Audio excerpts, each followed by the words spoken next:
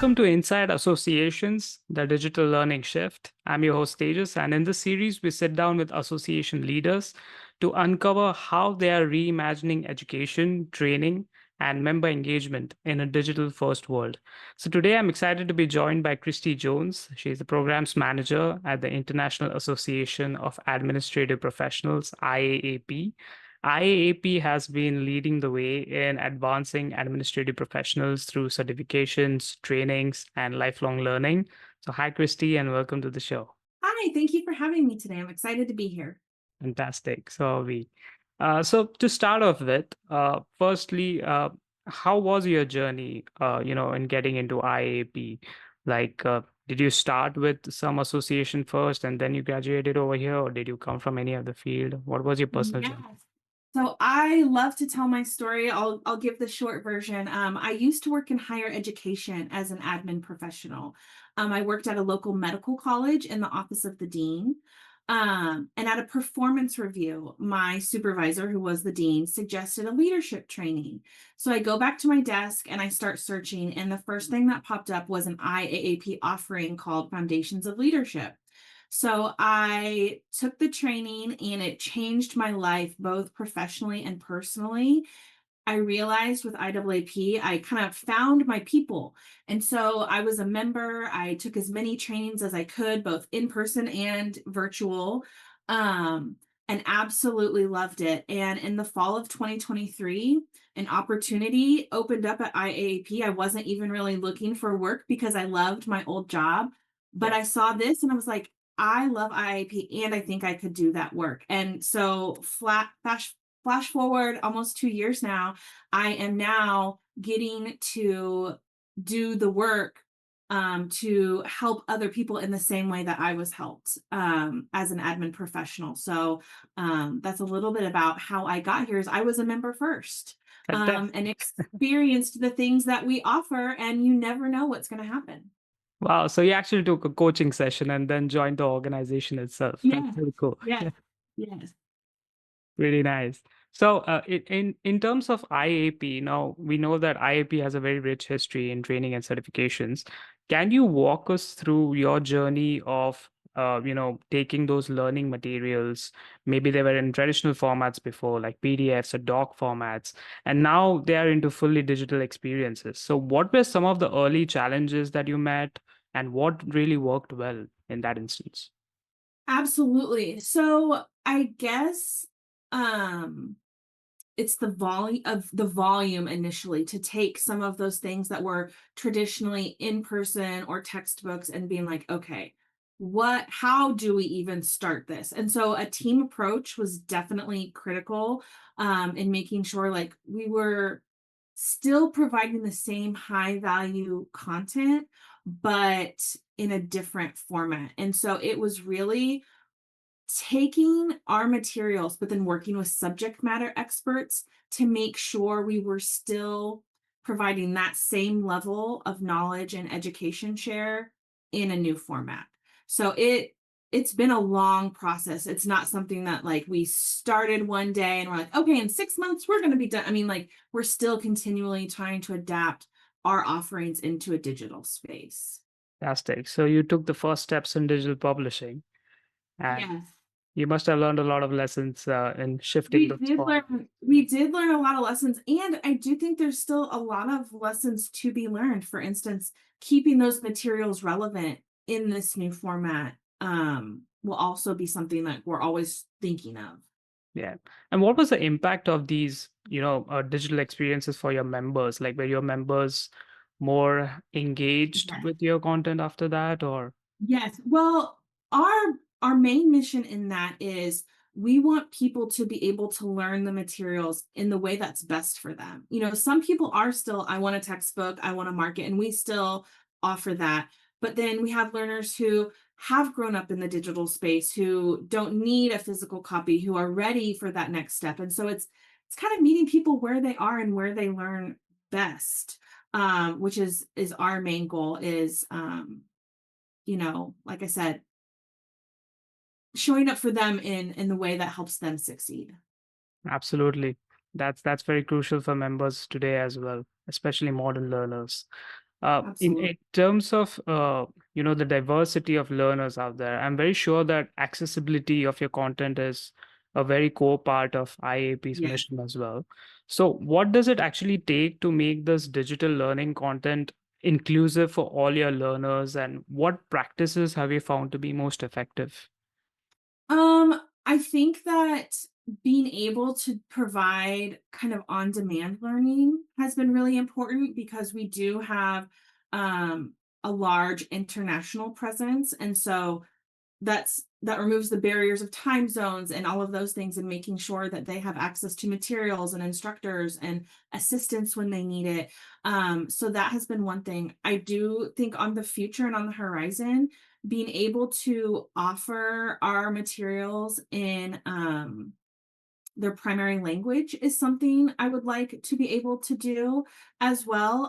Right now, we can do that in some spaces, but not in all spaces. And I really want to open that up because I think as the world, as our association and just business in general becomes more global, I think showing up for people in their primary time zone and language and those resources is really, really important. Absolutely.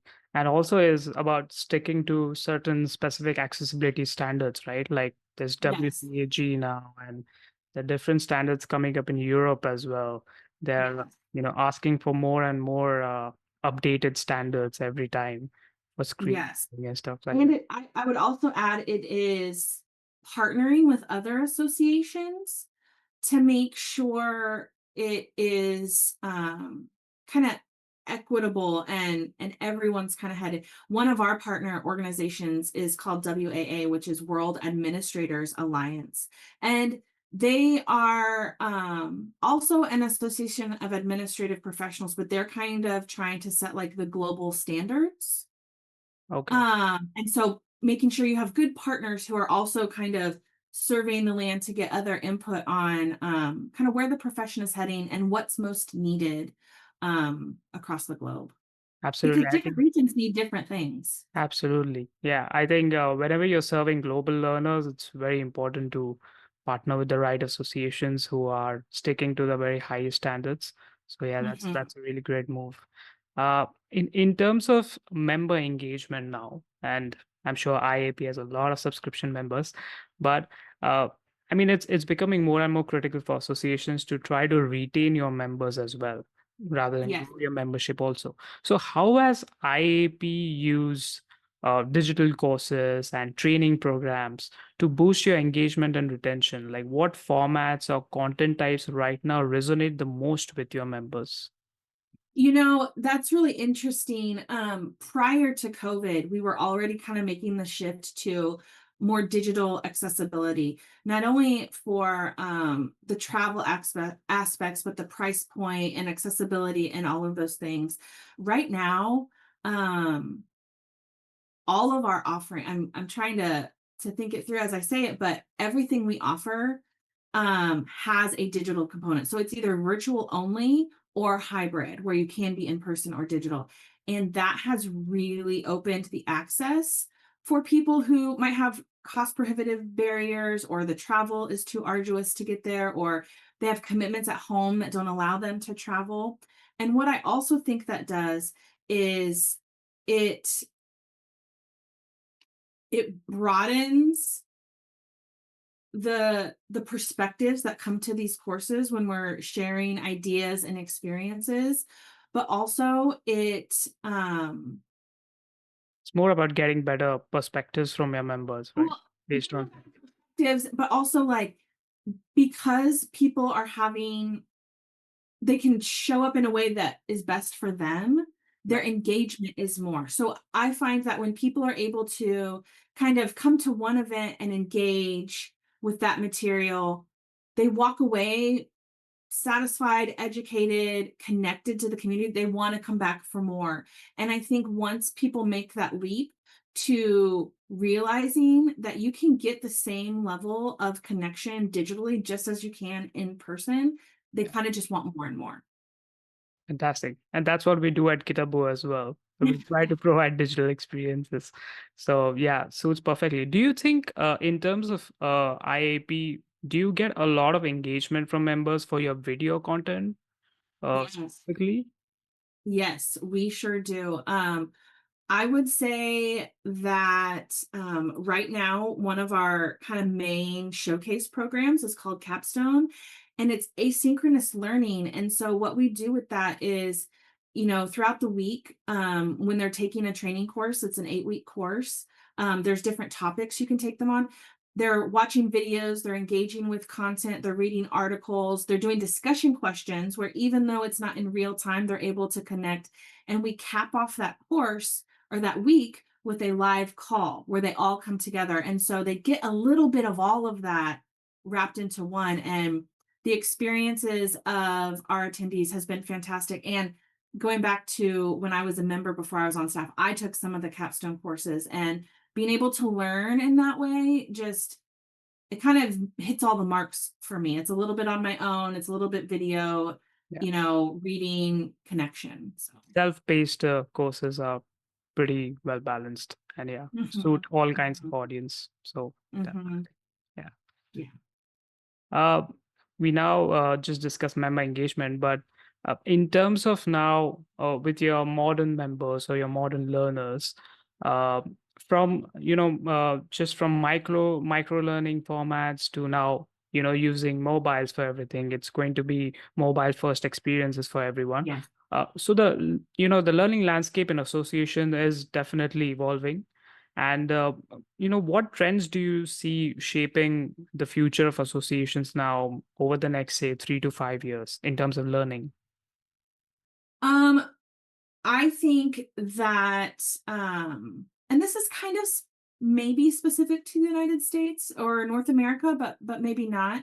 I see it on the verge of absolutely going gangbusters, like exploding. And I say that because I think there's beginning to be a shift with there's so much excellent learning out there provided in association spaces that maybe some of the traditional higher education pathways and approaches are becoming unattainable for many reasons: time commitment, money, all of those things. And so when people can access these other resources more easily or through an employer that they already have, I think they just want more. And I sit on a committee with an IAAP called the Professional Development Forecasting Committee. We call ourselves PDFC, and we do research on trends and modalities in learning and where our profession wants to go. And honestly, you could go in any direction. Soft skills, AI, tech skills, those traditional kind of skills. I just see there's going to be more, there's just a hunger for more and more and more. And I feel like we may get to a place where we almost won't be able to keep up with all of the learning that people are asking for. Absolutely. I mean, whenever we go to these association-based trade shows or conferences, we always meet a lot of association leaders, and I think majority of them still say that they're still doing printed deliveries or they're still stuck in the traditional formats. It's going to take a lot to actually get to that digital first kind of offerings that they have, but they're all really excited about the concept that everything can be digital first experience now. We can use AI now very freely in associations and nonprofits. And there's a lot of curiosity around this, but I think it's still slowly evolving in that I direction. agree. And I would say, like, from IAAP perspective, I would say we lead with digital first. We do still provide a few things that are tangible, but what we do to try to be digital first and sustainability measures, but still meet people where they are, is even though we lead with digital first, a lot of our resources, if people need to print them or do something, we do provide them the access to do that if that's what they needed. And Right. I think that's a transition that we've done really well. Yeah. You do have some of those kind of more traditionalist people in the ranks that are like, I want a paper, or I want like a book, or I want something to hold it. And I get that. But that's just not where we are or Yeah. we're headed anymore. I think most of the associations are going the opposite direction as well. They are evolving to digital first. And it's only time that I think every association, at least in the United States, will have some kind of digital first offering. It's just going to happen. Yeah. Yeah. Yeah. Definitely. Uh, Now you have built a career, Christy, around education, higher education, and programs now in the association world as well. So, what advice would you give to professionals, whether they are in administration roles or they're just entering the association world now, about staying relevant and growing now in a digital first era? Absolutely. That is a great question. I know for myself, it's always staying curious, always having the conversation with anybody, with another association, or even I get a lot of insight from facilitators that we work with who also partner with other organizations and associations. What's out there? So always have the conversation, always stay curious. And, even if your association is not there yet or ready, um, don't let the answer be no. Just say maybe not yet. That's what I would say. Fantastic. In terms of AI now, which is just growing every day. Every day you see a new version of some, AI tool come out. Uh, is your association using AI now? What use cases have you found of AI yet? We are using AI a lot. We use it for different spaces and places. I mean, I would say in my day-to-day work, it's, polishing a message or making, my comms more clear. But what we're really doing that is interesting is we're building a lot of courses for people to take based on admin in different styles. So the last couple of years, we have offered like a traditional, like, what is AI? How do you use it? Well, now we have people who are experiencing it more and more. So now we're even shifting gears of how do you incorporate some of our main topics like project management in AI? How do you build a dashboard? How do you get it to do that next level project management that our attendees need beyond just crafting an email, talking through, instructions, like what's the next level things? And that's been really interesting to work on because I'm learning it in real time just as I'm developing these courses. And so I think making sure I'm staying relevant so that way I'm providing relevant opportunities is very, very important. And it sounds a little overwhelming, but also I think it's really exciting.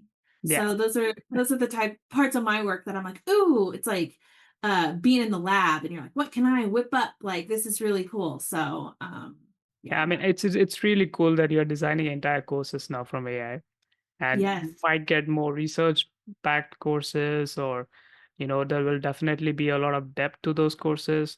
So yeah, I think that could really impact positively on your members as well whenever they're doing them.